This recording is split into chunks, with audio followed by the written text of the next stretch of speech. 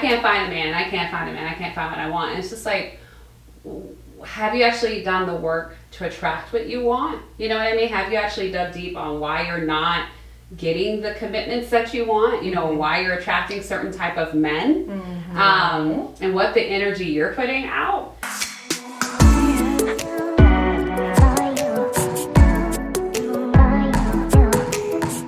How to get a man. Oh, a lovely man. A lovely man. Okay, I know so many women ask you all the time, how do I get a man like They you? want a man like my man, because my man is super successful, and yes, I live a fabulous, glowing life.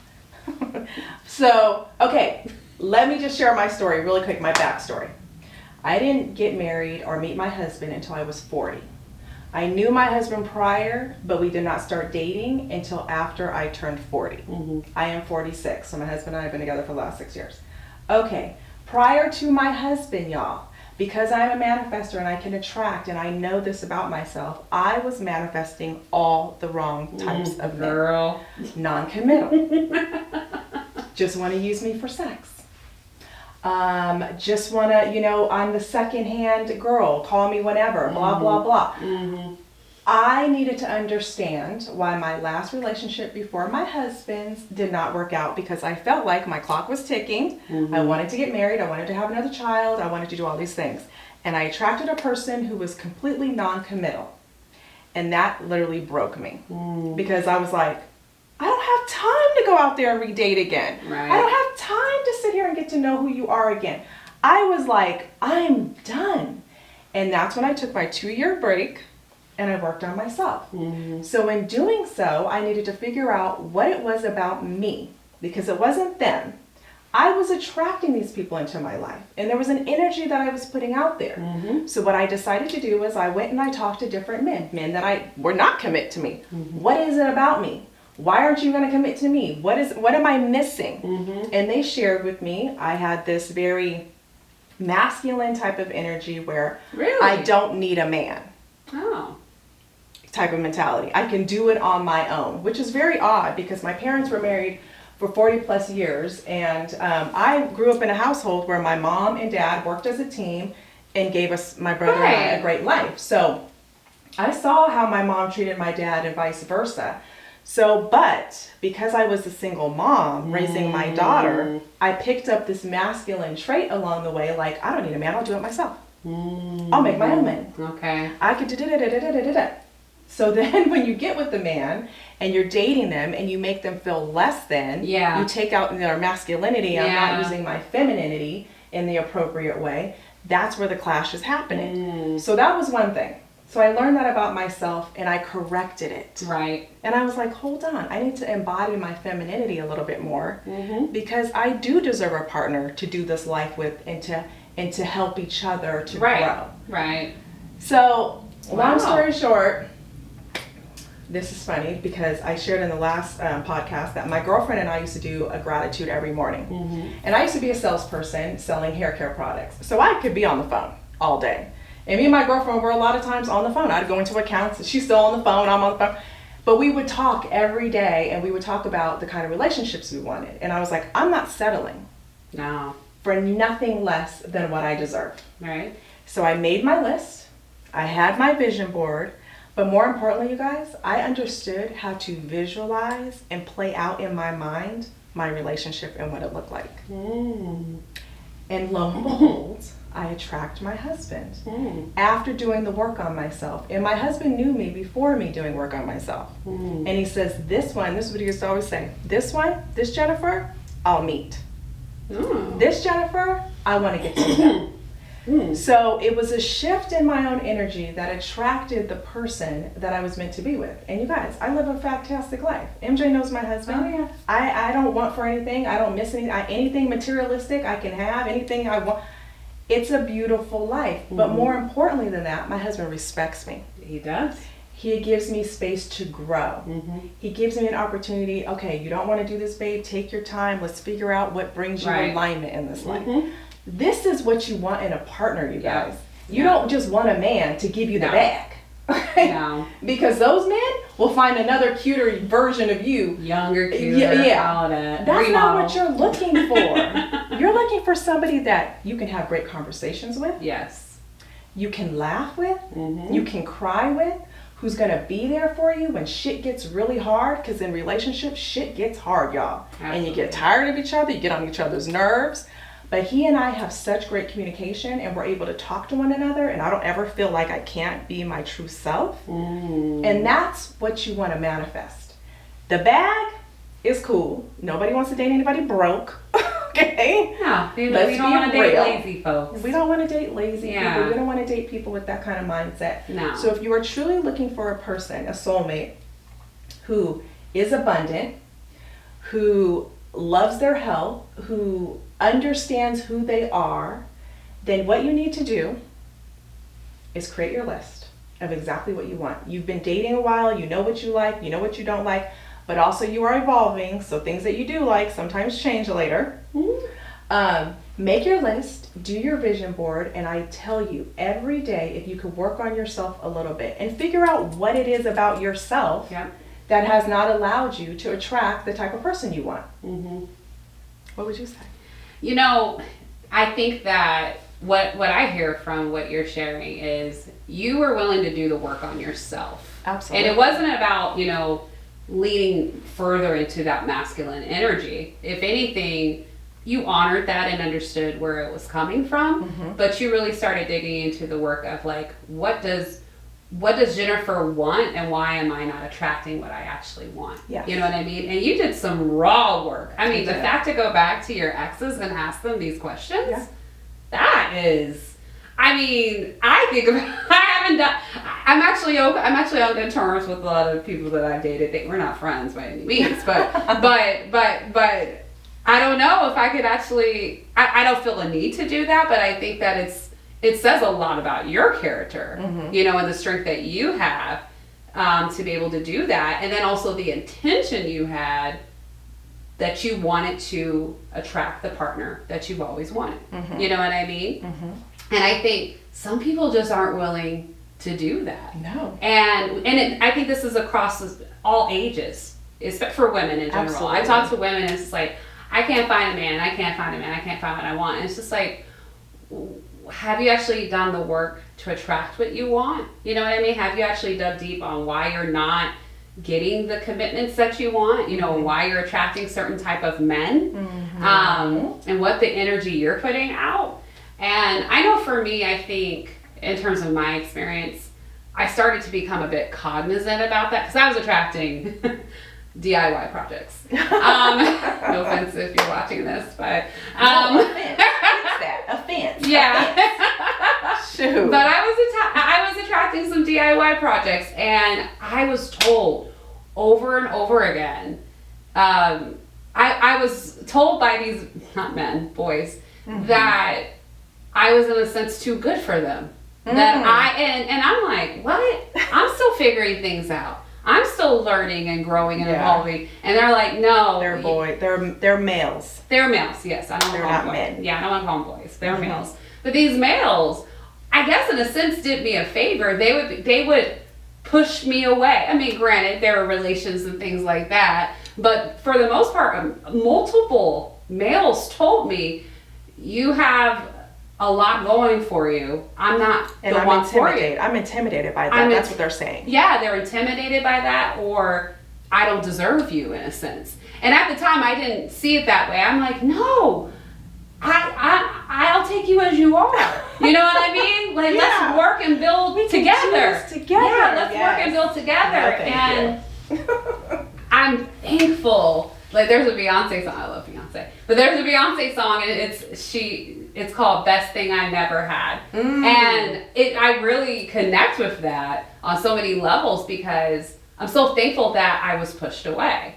Yeah. So many times. That's awesome. That they pushed you away. That they did push me away, and I mean, no one likes rejection. You know what I mean? And it's just like, how are you gonna push me away, but then go run around with these chicks or whatever? Because they're less intimidating. They are, and so. In hindsight, I get it. Now I totally get it, especially being with my husband. It was really funny. When I met Zell, first of all, I wasn't looking for nobody. I was in this place where Yes. I finally was starting to listen to these males. And I said, look, I'm tired of playing games. I've had a lot of fun. I don't want fun anymore. I want real. Yep. And I started saying that. I would say that on dates. And I'm like, I'm not saying it's with you, but I'm just letting you know what my expectations are in terms of me spending time with a male. Yes. And they would run. And I was actually okay with that. Yes. Like it's still, the rejection still was like, damn. No, but that's perfect. But that's it was good. You want. In hindsight, it was exactly what was supposed to happen, right?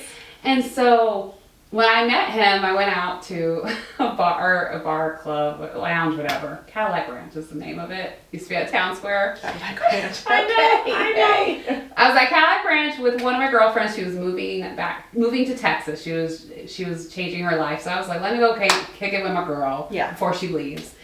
And I see him from across the room. He sees me. We make eye contact. Uh-oh. He comes over. He's like, you want to dance? And I'm like, sure. And we didn't dance. We talked the whole time. Oh. So we're talking. We're bantering. We're laughing and joking and all this other stuff.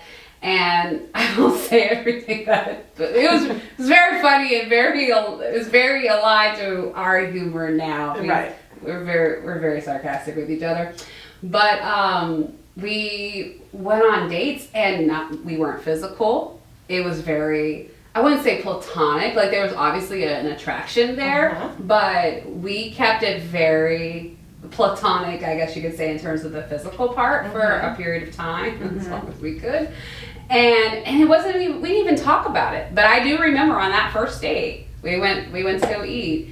And I told him, I was like, look, I've had a lot of fun. I'm looking for something real. Like by this point, it was just normal. Yeah. You know? Okay, so you're going to be leaving. Yeah, that was my spiel. Like, let me get it out. Yeah. And he didn't leave. And you're like, oh. And it was funny. I remember telling some friends when we were early dating, I was like, he's completely different from every dude I've ever dated. Yep. He's nothing like anyone I've ever dated. Yep. And I'm like, I don't know. Yeah. Maybe I should keep dating what I've been dating. These young males, you know what I mean? And it was a certain type that I was really into. And I'm like, he's nothing like that. Right. Nothing. And I don't know what it was. Something I could not see where it went. Yeah. You know what I mean? Yeah. I was like, I have to see where this goes. I like it. I have to see how this transpires. So I was open, even though he was completely different from my type. Yeah. Physically even. Yeah. Completely different. Yeah. And I fell in love very quickly, you know, yeah. And we've been together ever since. We'll be married 10 years next April, unbelievably, 13 years together. It's crazy. That's awesome. And I even said it to him yesterday. I was just like, can you believe, you know, we're going to be married 10 years, you know, in a few months. That's nuts. Yeah. You know, I can't imagine where the next 10 years go. And it's funny, I never saw myself getting married. Really? Yes. So well, that's another reason why she wasn't attracting the right people. I know. So I never, when I was younger, right before going to college, I saw myself going to college. I saw myself getting like a great corporate job. I did all these things. Getting a great corporate job and like doing really well in work. But I just never pictured a man with me, you know what I mean? A partner with me doing these things. In a lot of ways, I guess you could say it was like masculine energy. I was just like, I'm just going to do this. Is it because your parents? My parents weren't together. Yeah, they were divorced. Okay. So that could have had something to do. Oh, for sure. Oh, yeah. Like, and my parents remarried, and then they got divorced again, individually. So I was just like, marriage is not for me. No, like marriage is a lot of work, and I respected marriage. Don't get me wrong. Yeah. But I was like, I can't even think about that. No. You know what I mean? Yeah. So it's just funny when Zell proposed everything. I remember I was watching that show Love Is Blind on Netflix. I don't know if you've seen it. Yeah. My God. But I watched. So it's just funny when they're at the altar and you don't know if they're going to say yes or no. And like some couples, you're like, oh, he's going to say yes or she's going to say no or say yes, and they say no or I don't. And I never, when Zell and I got married, I never questioned it. Ever. I knew. Like our love was so real at that point. You know what I mean? Like there was no question. Yeah. Nothing, no doubt in my mind that this man wanted to marry me and wanted me to be for all my flaws. Bingo. Like, Bingo. You know what I mean? All my crazy shit. All your flaws. And literally, because we're always taught as women, don't say it too much Right. on the dates. Don't. We were so opposite of that. Yeah. MJ and I on my second date with my husband, I was like, these are my issues. Yeah. Either you're going to take them or you're going to leave them. And I was very okay with just putting it out there. And he was like, well, that's it. That's all you got. The main thing I will say about my husband, and because I was attracting a lot of people prior to that just wanted to use me for sexual relations, in my visualizations, I was manifesting a person that was not their first thought. And my husband, he says, you're used to getting what you want based on your sexuality. And I was like, yeah, okay. And he's like, we're taking that off the table. He's like, what else you got? Damn. So we did not have relations for 1 year. Wow. So, but our relationship had to be based on a whole emotional level. Yes. He's like, I want something very deep. Oh my gosh, that's beautiful. And I was like, I was thinking 6 months, y'all. That was like my vision. 6 months is a good enough time. When he's throwing a whole year, I was like, hold up. He's like, let's see what kind of discipline we have. Wow. And I was like, damn. Okay. And this is after living together. We moved in together after 90 days of dating. Wow. Oh my God, so y'all are living together? I didn't even know that. So we moved in together after 90 days of dating each other. Oh my God. So yeah. So that's when I knew. I was like, okay, this guy's different. Right. And yeah, he's a little bit older than what I would normally date. I didn't ever want to date younger than myself. I did always want to date older. But you know, I think he's 15 years older than me. But he didn't act like an old person. And my first boyfriend had green eyes, and I had told myself they are evil people, these colored eyes people, and I will never date another man with colored eyes. And my husband has green eyes. Yeah. See, don't ever say what you never do. I know, you manifest it. Yeah. I was like, oh damn. So no, but that's so funny. Back to the point at hand, ladies and gentlemen. If you want to manifest a wonderful partner, absolutely, yeah, I would encourage you to look within and figure out what it is that you've been attracting and who it is that you've been attracting. And be honest with yourself. Be very honest with yourself. yourself. You know what I mean? And even for me, while I was in my 20s, and noticing like, this ain't working. I'm obviously doing something wrong. Like I'm either saying the wrong things or, you know, attracting people the wrong way by appearing a certain way, whatever it may be. Be really cognizant of that and start questioning it. Yeah. Because if you're not getting what you want, there's a reason behind it. And a lot of reasons is because of you. It's always you. I hate to say that because people always want to be like, but they did this. No, but they did that. It starts with you. Yes, it's because it's what you're attracting. It is. And unfortunately, we do attract experiences into our lives to teach us. So sometimes you are supposed to have these people come into your life and they're to teach you something to grow. Right. And if you haven't grown from that and you keep repeating the cycle, then it's you. Yeah. No, 100%.